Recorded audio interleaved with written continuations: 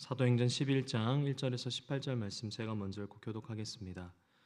유대에 있는 사도들과 형제들이 이방인들도 하나님의 말씀을 받았다 함을 들었더니 베드로가 예루살렘에 올라갔을 때 할례자들이 비난하여 이르되 내가 무할례자의 집에 들어가 함께 먹었다 하니 베드로가 그들에게 이 일을 차례로 설명하여 이르되 내가 욥바시에서 기도할 때 황홀한 중에 환상을 보니 큰 보자기 같은 그릇이 내 귀에 매어 하늘로부터 내려 내 앞에까지 드리워지거늘 이것을 주목하여 보니 땅에 네발가진 것들과 들짐승과 기는 것과 공중에 나는 것들이 보이더라. 또 들으니 소리 있어 내게 이르되 베드로야 일어나 잡아먹으라 하거늘 내가 이르되 주님 그러할 수 없나이다. 속되거나 깨끗하지 아니한 것은 결코 내 입에 들어간 일이 없나이다 하니 또 하늘로부터 두 번째 소리 있어 내게 이르되 하나님이 깨끗하게 하신 것을 내가 속되다고 하지 말라 하더라. 이런 일이 세 번 있은 후에 모든 것이 다시 하늘로 끌어 올라가더라. 마침 세 사람이 내게 유숙한 집 앞에 서 있으니 가이사랴에서 내게로 보낸 사람이라. 성령이 내게 명하사 아무 의심 말고 함께 가라 하시매 이 여섯 형제도 나와 함께 가서 그 사람의 집에 들어가니 그가 우리에게 말하기를 천사가 내 집에 서서 말하되 내가 사람을 요바에 보내어 베드로라 하는 시몬을 청하라. 그가 너와 내 온 집이 구원받을 말씀을 내게 이르리라 함을 보았다 하거늘 내가 말을 시작할 때 성령이 그들에게 임하시기를 처음 우리에게 하신 것과 같이 하는지라. 내가 주의 말씀에 요한은 물로 세례를 베풀었으나 너희는 성령으로 세례를 받으리라 하신 것이 생각나노라. 그런즉 하나님이 우리가 주 예수 그리스도를 믿을 때 주신 것과 같은 선물을 그들에게도 주셨으니 내가 누구이기에 하나님을 능히 맡겠느냐 하더라. 그들이 이 말을 듣고 잠잠하여 하나님께 영광을 돌려 이르되 그러면 하나님께서 이방인에게 또 생명 얻는 회개를 주셨도다 하니라. 아멘. 고넬료와 베드로의 만남을 통해서 우리는 유대인을 넘어 이방인을 향한 하나님의 구원을 살펴보고 있습니다. 사실 스데반의 순교를 시작으로 하나님은 사도와 성도들을 통해 점진적으로 하나님의 선교를 이뤄가고 계시죠. 이 초대교회의 역사 가운데 매우 중요한 일들이 계속해서 이렇게 이어져 가고 있습니다. 그런데 오늘 본문의 서두에는 이 일에 마치 제동이 걸린 듯한 사건이 발생하는데요. 뭐죠? 베드로가 예루살렘 교회로 돌아왔는데 2절에 보면 할례자들이 베드로를 어떻게 합니까? 비난합니다. 2절 3절을 제가 다시 읽겠습니다. 베드로가 예루살렘에 올라갔을 때 할례자들이 비난하여 이르되 내가 무할례자의 집에 들어가 함께 먹었다 하니 여기서 말하는 이 할례자들은 유대인 그리스도인들을 뜻합니다. 예수를 믿는 사람들이죠. 그들이 뭐라고 합니까? 고넬료의 일행과 왜 함께 식사를 했냐는 것입니다. 근데 이들의 입장에서는 단순히 이 베드로가 이방인들과 밥 먹은 것을 문제 삼은 그렇게 간단한 문제는 아니었습니다. 이 장면을 두고 두 가지 유력한 해석이 있는데 첫 번째는 베드로가 구약 율법을 어겼다는 것입니다. 간단히 말하면 율법에 따르면 부정한 자들과 함께 식사를 할 수 없는데 너가 그것을 어겼다라는 거죠. 그리고 두 번째는 뭐냐면 이 함께 먹었다는 것이 성찬을 뜻한다는 것입니다. 할례 받지 않은 자들과 어떻게 성찬을 나눌 수 있느냐 하는 거죠. 첫 번째 경우나 두 번째 경우나 이래나 저래나 결국 무엇을 말합니까? 할례라는 자격, 세례라는 자격을 얻지 못한 자들과는 너가 교제해서는 안 됐다라는 겁니다. 이 예루살렘 성도들 안에 있는 무엇을 느낄 수 있는 대목이죠? 영적 우월감입니다. 이방인은 열등하고 세례를 받은 할례를 받은 우리는 우월하다는 거죠. 그들과 교제를 하려면 식사를 나누려면 할례를 받아 그들이 자격을 얻어야 한다는 겁니다. 자신들의 위치까지 올라와야 된다는 거죠. 이들의 말이 누구와 흡사합니까? 예수님을 어디서나 반대하던 바리새인들과 서기관들과 비슷하지 않습니까? 예루살렘 교회의 성도들에게 지금 무엇이 독버섯처럼 퍼져나가고 있냐면 자기의입니다. 의로움이죠. 자기 의가 기존이 되었기 때문에 이 기준에 미치지 못한 자들에 대해서 비난하고 그들을 자신의 아래로 보고 있는 것입니다. 이 대목이 정말 중요합니다, 성도님들. 이방인을 향한 하나님의 선교에 걸림돌로만 자꾸 작동하는 것이 무엇입니까? 신분도, 언어도, 인종도, 문화도, 국가도 아닙니다. 교회입니다. 더 정확히 말하면 오늘 본문에 교회 안에 어느샌가 자리 잡은 자기의가 하나님의 선교에 걸림돌이 된다는 것입니다. 잃어버린 양 한 마리를 찾기 위해서, 그리고 잃어버린 한 드라크마를 찾기 위해 밤낮 수고를 마다하지 않고 사나운 짐승들의 위협에도 굴복하지 않는 그 주님에게는 결코 자기의를 찾아볼 수 없었습니다. 내가 이렇게나 수고를 해서 이렇게까지 해야 돼? 절대 그런 일이 없죠. 이 자기의가 하나님의 선교에 걸림돌로 작동하고 있는 것을 오늘 말씀을 통해 볼 수 있습니다. 율법을 가장한 자기의로 똘똘 뭉친 상대들을 대하는 베드로는 오늘 어떻게 이들을 상대합니까?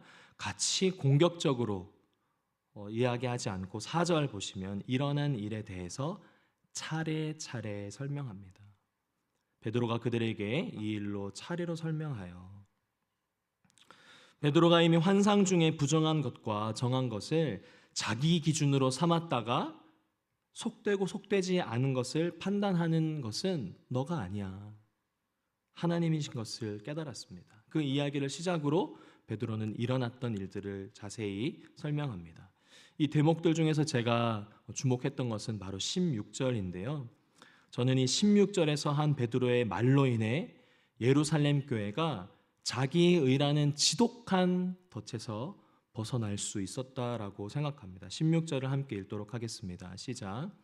내가 주의 말씀에 요한은 물로 세례를 베풀었으나 너희는 성령으로 세례를 받으리라 하신 것이 생각나노라.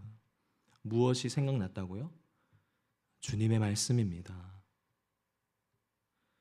유대인을 넘어 사마리아를 넘어 모든 민족에게 구원을 주시는 하나님의 선교가 자기의로 인한 제동이 걸린 이 상황에서 이 문제를 해결한 것은 다름 아닌 주님의 말씀이었습니다. 그리고 예루살렘 교회는 이 주님의 말씀 앞에 18절 잠잠하였죠. 그리고 이방인을 향한 하나님의 구원하심을 인정하는데 마지못해서 이 악물고 인정하는 것이 아니라 18절에 어떻게 그들이 인정합니까? 하나님께 영광을 올려드립니다. 사랑하는 성도 여러분, 교회 내에 자기의와 같은 지독한 장벽, 자기 공로와 자기 기준이라는 이 바벨탑과 같은 것을 어떻게, 무슨 방법으로 허물 수 있겠습니까? 주님의 말씀만이 그것을 가능케 하는 줄 믿으시길 바랍니다. 교회에서, 교회 내 공동체에서 그렇다면 가정도 마찬가지입니다. 가정 안에 있는 자기 기준, 자기의는 무엇으로 무너뜨릴 수 있습니까? 주님의 말씀입니다. 비록 우리의 연약함을 파고드는 사탄의 교묘한 공격이 있을지라도 주님의 말씀을 성령께서 우리 가정 가운데 또는 교회 공동체 가운데 우리의 관계들 가운데 깨닫게 하셔서 오히려 문제와 갈등의 자리가 하나님의 영광을 드러내는 귀한 축복의 통로가 되시기를 예수님의 이름으로 축복합니다. 설교를 마무리하면서 고린도후서 10장 3절 4절을 제가 읽도록 하겠습니다. 우리가 육신으로 행하나 육신에 따라 싸우지 아니하노니 우리의 싸우는 무기는 육신에 속한 것이 아니요 오직 어떠한 견고한 진도 무너뜨리는 하나님의 능력이라. 아멘. 우리의 싸움은 힘과 논리로, 무기와 경험으로 하는 것이 아닙니다. 그것은 육을 따라 살아갈 때나 사용하던 것들이죠. 이러한 것들로는 결코 하나님 나라에 들어갈 수 없습니다. 주님의 얼굴을 마침내 보게 될 그 나라 가기까지 혈과 육의 싸움에 빠지지 않고 오직 성령 안에서 주님의 말씀으로 승리하며 주님께 영광 올려드리는 저와 여러분 되시기를 예수님의 이름으로 축복합니다. 잠깐 기도하겠습니다.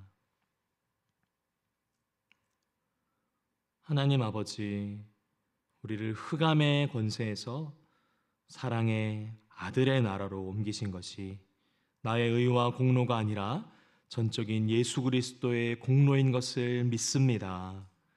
은혜로 살게 된 인생, 자기의 의가 우리를 주장하지 않게 하옵시고 전에 육체를 따라 살아가던 우리의 옛 습관이 여전히 우리의 마음과 생각을 장악하려고 할 때마다 성령께서 주님의 말씀을 떠올리게 하시옵소서. 그래서 오히려 하나님께 영광을 올려드리는 삶을 살 수 있도록 인도하여 주시옵소서. 특별히 여러 가지의 일과 관계들 속에서 막힌 담과 장벽을 경험하고 있는 성도님들 계시다면 그 견고한 진도 무너뜨리시는 예수님을 바라보게 하시고 온전히 인내를 이루어 주님의 행하시는 일들만 경험케 하옵소서. 그렇게 행하실 주님께 감사드리며 예수님의 이름으로 기도드립니다. 아멘. 두 가지 제목을 위해 함께 기도하시겠습니다. 첫 번째는 말씀을 기억하며 우리 자신을 위해서 기도할 텐데요. 주님, 내 안에 예루살렘 성도들이 빠졌던 자기의라는 함정이 있다면 주님의 말씀을 깨닫게 하옵소서. 주님의 말씀을 붙들고 나의 의가 아닌 주님의 의로움을 덧입고 살아가는 그러한 제가 되게 해달라고 기도하시고, 두 번째는 교회와 가정을 위해 기도하기를 원합니다.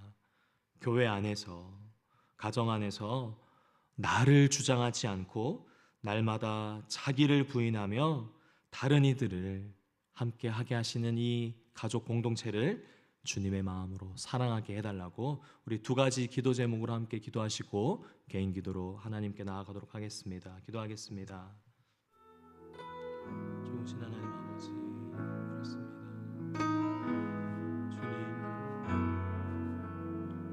오직 은혜로 구원하셨는데 주님 어느새 그것이 나의 기준이 되어 나의 의로움이 되어 타인을 판단하는 자들,